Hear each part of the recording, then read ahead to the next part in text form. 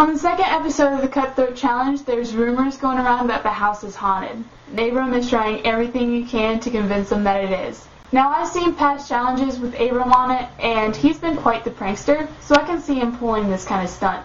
It does seem like the kind of house that would be haunted, but seriously, you're gonna believe Abram of all people? Come on now, use your brains. Mandy is crushing on Chet, which blew my mind. Here's the thing that bothered me the most. She said she trusts him, which I find dumb. This is the kind of game where you don't want to trust anybody as far as you can throw them.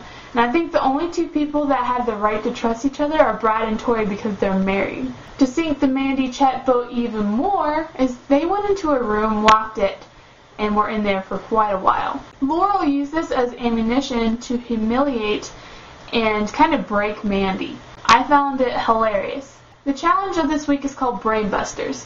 They're suspended upside down from their ankles, and what they have to do is swing and transfer 4 different colored beer steins from one side of the field to the other and put these beer steins on the same colored pedestals. They have 15 minutes to do this, and it does not look like it's easy at all. I mean, they're not that close together.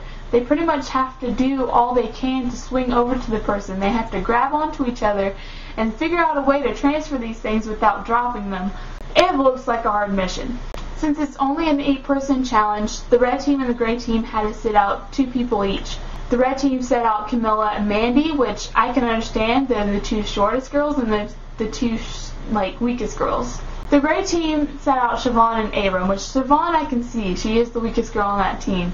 But Abram, he's the strongest guy on the team. Why would you sit him out? Since the gray team lost their last challenge, they got to choose the order. So they chose the red team first, the blue team second, and then themselves last. The red team ended up getting 1 beer stein. The blue team ended up getting all 4, and the gray team got 0. I mean, whenever you got Abram standing on the side saying, "You suck, you guys better do this, don't embarrass me or I'll kick all of your asses," that's no way of encouraging your team. I mean, if you want to encourage your team to lose, go right ahead. So the blue team ended up winning. So the red team and gray team had to go into deliberation for the gulag. The red team ended up sending in Mandy and Brandon, and the gray team ended up sending in JD and Cara Marie. For the gulag this week, they were attached by a harness back to back, and what they had to do was crawl to their barrel and flip it over to get a point. The first person to do this twice got to stay.